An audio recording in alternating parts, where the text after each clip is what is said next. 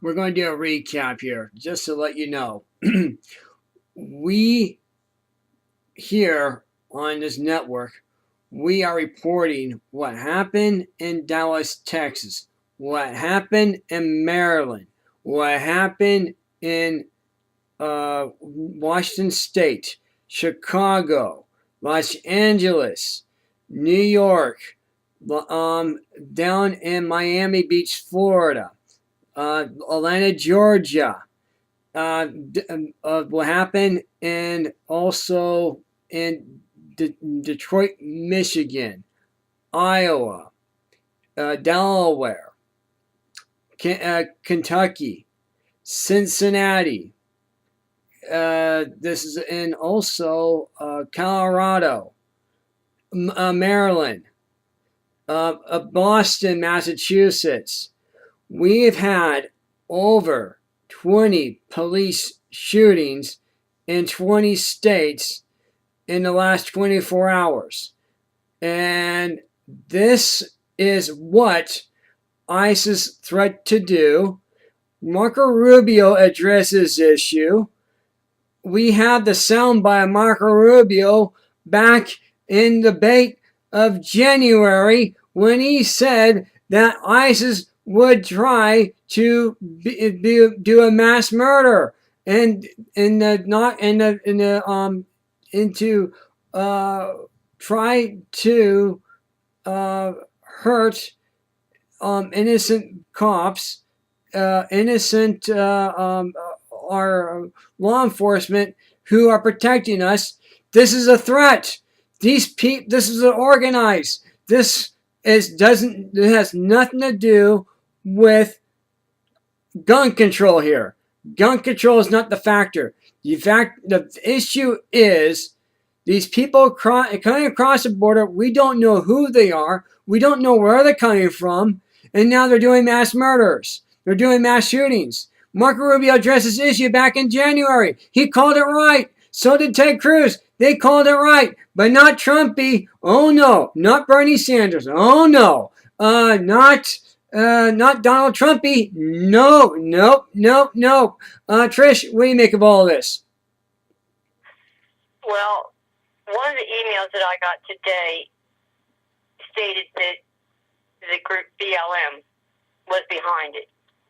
That they were organizing these shooters to take out police officers and white citizens. Why? I'm not sure. Now, the one suspect that has been identified, and I don't know if he committed suicide or if he was shot by the police, stated that he was out to shoot all white officers and white people. That's right. Also, now, he's also with Black Lives Matter too as well, and that Black Lives Matter is tied with Occupy movement with George Soros getting funding towards ISIS. Do you see a connection here? Do you see a pattern here? We do. On this network, we get it correct. Nobody else got it correct. Even George W. Bush today said that we have a threat here. The president is not doing anything about this. He needs to do something. Want to hear what he said? Do you want to hear what the president said today? Our president, George W. Bush. You want to hear what he said? Sure. Okay, we're going to play it for you right now. Here we go. We're going to play it for you. In the book, I said ISIS needs to be defeated. Now, the president has said, a goal is to degrade and defeat ISIS. And hopefully the strategy that he is employing works, because ISIS is a real threat. They're evil, as he said, and murdering the innocent to advance a political objective is and always has been evil. There you go. That's what he said. That's what we got here. Great soundbite. Yep, absolutely. President Bush might be guilty of a lot of things, but he did and does care. He kept this country safe. He kept this country safe for 8 years. 9/11 9/11 happened because of 93. Remember back in 1993, what happened? World Trade Center got bombed. Who did that? Osama bin Laden. In 2001, we have the soundbite with Bill Clinton saying it was Osama bin Laden. Bill Clinton knew what bin Laden was planning before he turned the office over to George W. Bush.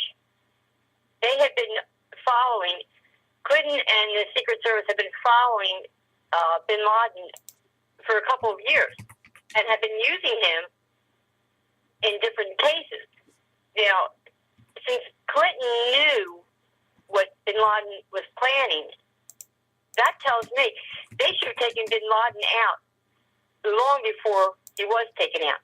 Had they either captured him or taken him out before 9/11, that would never have happened. It would never have happened. And people have the audacity to accuse President Bush of being involved in the conspiracy.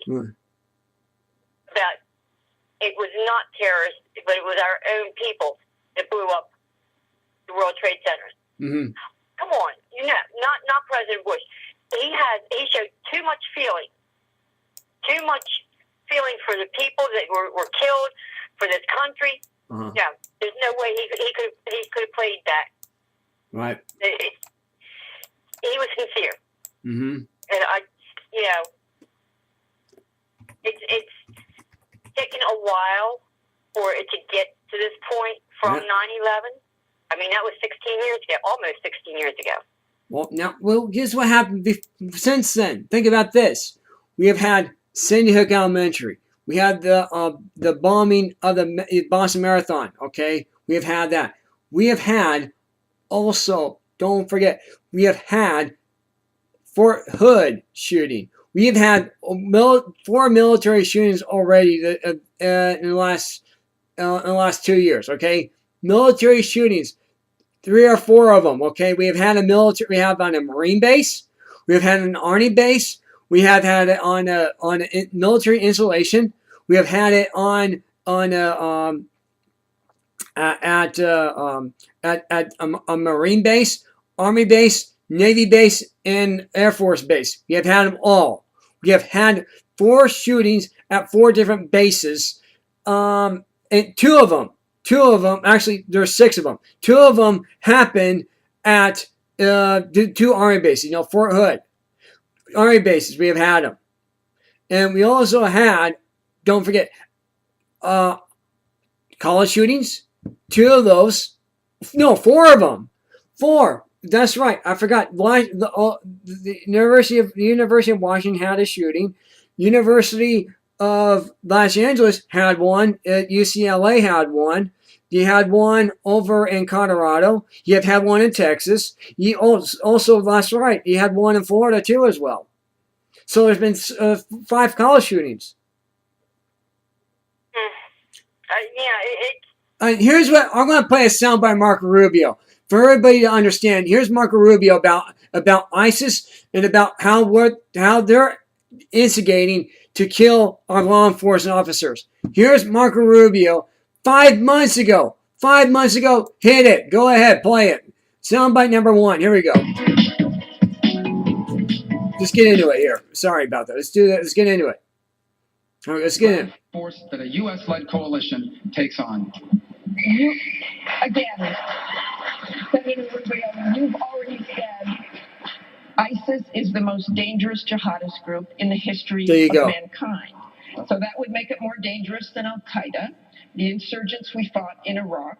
We committed hundreds of thousands of U.S. troops to fight those groups. So if ISIS is the most dangerous group in history, why not commit a large U.S. ground force? Because they currently occupy Sunni cities and villages. There you go. Sunni cities and villages can only truly be liberated and held by Sunnis themselves. If they are held by Shia, it will trigger sectarian violence. The Kurds are incredible fighters, and they will liberate the Kurdish areas, but Kurds cannot and do not want to liberate and hold Sunni villages and towns. It will take Sunni fighters themselves in that region to take those villages and cities and then to hold them and avoid the sort of sectarian violence that follows in the past. And why that is important is because if Sunnis are not able to govern themselves in these areas, you are going to have a successor group to ISIS.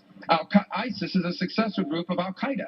In fact, they broke away from Al-Qaeda because as horrible as Al-Qaeda is, ISIS thought Al-Qaeda was not radical enough. This is who we're dealing with, and they have more money than Al-Qaeda ever had. Well, what would you do differently to try to get those Sunni forces? They have not been coming forward. Well, the problem with the Sunni forces in the region is they don't trust this administration. This administration cut a deal with their mortal enemies, the Shia in Iran. It poisoned the well with these countries. It makes it very difficult to cooperate with them as a result. They also, by the way, understand what real U.S. air power looks like. They saw the Iraq War. They saw up close also Afghanistan. They know what air power looks like when the United States is committed to the cause. And they see the airstrikes that are being conducted now, and they say to themselves, that's not real commitment. We know what real commitment looks like. The Jordanian king was in Washington 3 weeks ago. He told everyone who would listen that they have begged for permission from the coalition to target caravans. And the coalition, meaning U.S. leadership on the ground, would not allow them to proceed with those airstrikes. Mr. Trump, thank you very much. There you go. There you see. This is what happens when you get when you don't have true leadership. You get these people coming into this country. He has said, we need to help our people who the people who are doing the right thing to annihilate Islamic terrorists. And now, as you know, Marco Rubio just said that Al-Qaeda formed ISIS. Al-Qaeda became ISIS. This is what we have here in this country. We don't know who they are. We don't know where they're coming from. You see, there's no laws protecting the innocent now. He just said that. Marco Rubio just said that. Go ahead, Trish. Marco Rubio actually knew more than what he was disclosing as far as the fact that he knows that they're in our towns, our communities. And no, we can't recognize them because they're probably told, and if they're sleeper cells, they don't know to grow their beard like ISIS does, to start infiltrating different groups and try to get more